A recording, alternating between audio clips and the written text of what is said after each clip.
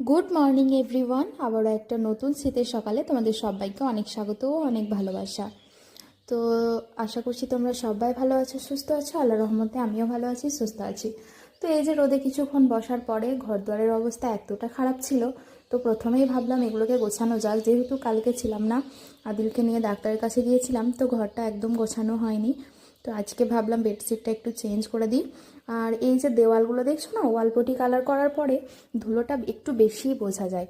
তো সেই জন্য একটা এই ঘর মোছা এক্সট্রা কিনে রাখা হয়েছে, যেটাতে ঘর মোছা হয় না, শুধু দেওয়ালগুলোই মোছা হয়, যাতে করে ধুলোগুলো বেশি বোঝা না যায়। 2-4 দিন পর পরই এভাবে মুছে দিই আমি।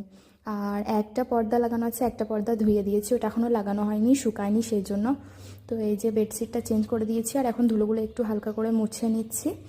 আর এই বেডশিটটা পাতলাম, আর সব বালিশের ওয়ার টোয়ার সব কিছু চেঞ্জ করে দেব। আর 2-1 দিন পর পরই চেঞ্জ করতে হয়, যেহেতু ছোটো বাচ্চা প্রচণ্ড নোংরা করে। আর ও যতটা না করে ওর আব্বু বেশি করে। ও থাকলে অতটাও করে না, কিন্তু ওর আব্বু এলে ওর পাওয়ার বেড়ে যায়। তো ওর আব্বুকে দেখে বেশি নোংরা করে। আর ও যা মন চকলেট টকলেট নিয়ে আসবে সেগুলো সব খাটের মধ্যে দেবে, ক্যাডবেরি সব লাগাবে একদম বিছানার মধ্যে। তো আমাকে 2-1 দিন পর পর এগুলো সব চেঞ্জ করে দিতে হয়। আর ওরা না থাকলে না ভালোও লাগে না, যতই নোংরা করুক যতই যাই করুক, কিন্তু আদিল তো না থাকলে আমার একদম ভালো লাগে না। তো এই যে এখন আমি গোছাচ্ছি, আর ও এতক্ষণে চলে আসবে, দিয়ে বলবে এই শোকেসে যে গাড়িগুলো রাখা আছে, বলবে মা আমাকে গাড়ি দাও গাড়ি দাও, এরকম বলবে। তো এক্ষুনি আসবে। ওর শরীরটা প্রচণ্ড খারাপ, ওর কিচ্ছু ভালো লাগছে না, একদম খাবার খাচ্ছে না। তো ও যাই চাইছে মা বলছে সেটাই দিবি, এখন একদম কাঁদাবি না। তো এই গাড়িটা ওর পিছিয়ে এনে দিয়েছে, এখন বলছে আমাকে খুলে দাও গাড়িটা, নিয়ে আমি খেলা করব। আর এক্ষুনি একটা গাড়ি কিন্তু ভেঙে দিল।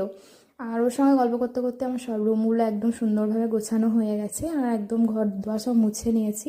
সব ভিডিও আমি নিতে পারিনি, আর মা কিন্তু আজকে রান্না করেছিল, রান্না আমি করিনি। মাদের রুমটাও সুন্দরভাবে গুছিয়ে নিয়েছি এদিকে। আর পুরো বাড়ি একদম এখন চকচকা হয়ে গেছে।